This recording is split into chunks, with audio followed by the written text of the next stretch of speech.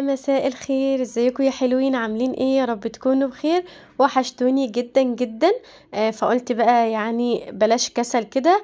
انا اتأخرت عليكم في تنزيل الفيديو، بس قلت بقى ابتدي كده تشجيع لان انا مكسلة اليومين دول الصراحة. والشقة عندي زي ما انتم شايفين بقى متبهدلة. فقلت لا، الجو اليومين دول حر، فعايزة بقى تشجيع كده علشان الواحد بيقوم اصلا يعمل اللي وراه كده ويجري تاني من الحر. الصراحة الجو صعب قوي. فقلت ايه بقى، قلت ابتدي معاكم كده نشجع بعض وانضف كده الشقة تاني، لان لما بسيبها يومين 3 كده زي ما انتم شايفين بتتقلب اصلا. فلازم دايما ايدي فيها، فقلت لا ابتدي كده انضفها.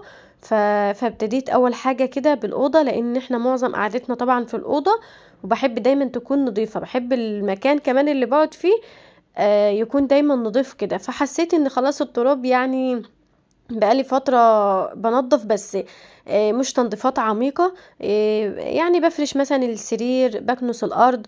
لكن قلت بقى ابتدي افتح بقى الشبابيك كده وادخل الشمس كده في الأوضة، وارتب معاكم كده الأوضة ونشجع بعض. المهم بقى زي ما انتم شايفين كانت الأوضة عندي مكركبة، فشلت بقى كل حاجة كده من قدامي علشان اعرف اعمل كده وانا مرتاحة على الأقل نفسيا شوية. وشلت بقى الكفر كمان بتاع المرتبة، وشلت المفرش بتاع السرير، وقلت اغير ده كله. فرشت بقى الكفر اللي هو اللي لونه لبني ده، وهفرش كمان المفرش ده. هو يعني مكسر شوية، بس لما يتفرد هيتظبط على السرير، لان انا بغسل المفارش عندي بمية سخنة جدا عشان تكون نظيفة.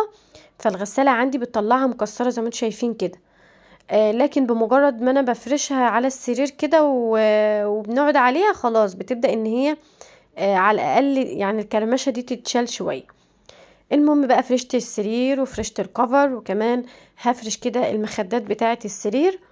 يعني بعمل الحاجات الأساسية الأول. واللي متابعني عارف ان انا لما بنضف بالذات الأوض بحب دايما اعمل السرير الأول. يعني لما السرير بيتعمل خلاص بحس ان كده الأوضة خلصت معايا. بس قبل طبعا ما بعمل السرير، الشباك اللي فوق السرير بالظبط بنضفه الأول، لان لو في تراب او اي حاجة ما ينزلش على المفرش لما افرشه. فبنضف الأول كده الشباك ده وبفتحه. برضو بفتح الشباك التاني يدخل لي كده شمس كده، واحس كده براحة نفسية وانا بنضف. وبعد كده انضف السرير. لما بنضف السرير خلاص بقى يعتبر عندي الأوضة كده خلصت. المهم الدولاب بقى برضو يعني علشان ايدي مش فيه بقى اليومين دول، ف عندي بعض ضلفة كده من الدولاب مكركبة شوية، فقلت لا اشيل الكركبة دي وابدأ ان انا ارتبها وانظمها وارجع كل حاجة مكانها، علشان الأوضة كلها بالدولاب بقى بالخشب بكله تكون معايا نظيفة. يعني بما اني بدأت تنظيف بقى انظف كل حاجة، ما سيبش حاجة كده واقول بعدين، لان بعدين دي مش هيجي دلوقتي والدنيا هتلاقيها كركبت اكتر.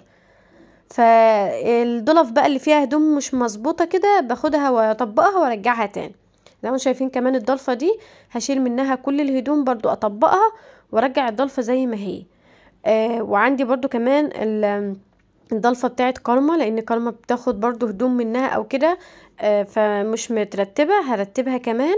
ويعني الدولاب الصراحة ما اخدش مني وقت لانه برضو مش مكركب قوي. انا مظبطة الهدوم كل واحد كده ليه ضلفة عارفها، فبطبقهم بسرعة. ده كده زي ما قلت لكم الضلفة بتاعت كارما مكركبة فظبطتها. والضلفة التانية بقى اللي تحت دي الصراحة مش حاطة فيها هدوم ولا اي حاجة، سايباها كده حاطة فيها الكتب بتاعت كارما. العلاج اللي عندي يعني حطاها كده لأي كركبة او اي حاجة في ايدينا بنحطها فيها بدل ما نكركب باقي الدولاب. وبعد كده خلاص بقى الدولاب يعتبر خلص معايا. هدخل برضو على التسريحة. قلت برضو اديلها تلميعة حلوة كده ولمع الازاز والخشب بتاعها، لان برضو كان عليها تراب. فهلمعها بقى وارجع كل حاجة مكانها وخلاص برضو يكون التسريحة كده خلصت معي. انا مش سايبة كتير او خشب كتير في الأوضة، فما بتاخدش مني وقت في التنظيف، يعني بنضفها بسرعة لان ما هيش مكركبة، يعني مش حاطة فيها حاجة زيادة مثلا او خشب زيادة. لان انا كان عندي اصلا تسريحة تانية اكبر من دي. فدي بتاعت اوضة الاطفال. فانا التسريحة الكبيرة شلتها خالص من الشقة خالص، وجبت بقى اللي هي بتاعت اوضة الاطفال حطيتها هنا. المهم بقى خلاص كده خلصنا التسريحة، وندخل بقى على الكومود اللي جنب السرير. برضو اديت له تلميعة كده وهفرش المفرش ومش هحط اي حاجه. انا ببقى ساعات احط اباجوره كده في جنب السرير، بس معروف يعني الكومود اللي بيبقى جنب السرير ده بيبقى حمال الاسيه كده، بنحط عليه الشواحن والتليفونات والحاجات اللي زي دي، او لو معانا كوبايه معانا اي حاجه في ايدينا تلاقينا حاطينها على الكومود ده. فالصراحه يعني سبته فاضي علشان نعرف نحط عليه الحاجات بتاعتنا. وخلاص يعني كمان لمعت كده الازاز بتاع الدولاب، وعندي زي ما انتم شايفين ضلفه مفتوحه كده، الضلفه دي كانت وقعت عندي والازاز بتاعها اتكسر، فمستنيه كده ان انا اصلحها، لان ناويه اشيل اللي هم الثلاث ضلف الازاز وادهنهم، يعني اشيل الازاز بقى خالص وادهنها، لان الصراحه الازاز تقيل جدا، والخشب بتاعه الخشب مع الازاز بيبقى تقيل، فبيقع دايما ويتكسر من عندي. المهم بقى خلاص كده كنست بقى الارض ونضفت الاوضه. اكيد شايفين في فرق كده طبعا بين الاول، فالواحد لما بينظف المكان كده بيحس بارتياح نفسي وبيحس بقى بطاقه كده ان هو عاوز يعمل حاجات تانية في الشقه. لكن طول ما في كركبه بقى والدنيا مش نظيفه كده الواحد بيتخنق الصراحه. المهم بقى خلاص كنت نظفت الاوضه وقلت ادخل بقى برضو اجهز الغدا. يعني كنت مطلعه كده عندي حمام كده، فعايزه ان انا احشيه واطبخه، فكنت نقعاه الاول في محلول النقع لما نضف الاوضه، وبعد كده صفيته وغسلته كويس وجهزت بقى الحشوه بتاعته. عباره عن بحط بصل بس مفروم كده، وعليه بقى شويه من الفلفل الاسود وشويه من الملح، وخلاص يعتبر دي الحشوه بتاعه الحمام.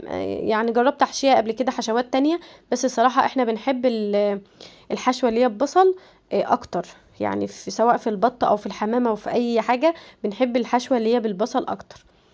وخلاص بقى كنت حشيتهم كده وشوحتهم ببصلايه بقى وطماطمايه، ونزلت عليهم بشويه من الميه المغليه وسبتها بقى تستوي مع نفسها. وكنت طبعا مجهزه معاها عامله رز بسمتي وبطاطس وحمرتها بقى في الزيت. وخلاص ده كان الغدا بتاعنا. وهنا كنا وصلنا لاخر الفيديو، بس اهم حاجه ما تنسوش التعليقات اللي بتشجعني ان انا انزل لكم على طول. يعني انا بتاخر عليكم لان ما بلاقيش تشجيع خالص في الكومنتات. اهم حاجه كده اعملوا لي كومنت حلو كده يشجعني، وكمان اللايكات، وما تنسوش تفعيل زر الجرس. واقول لكم مع السلامه.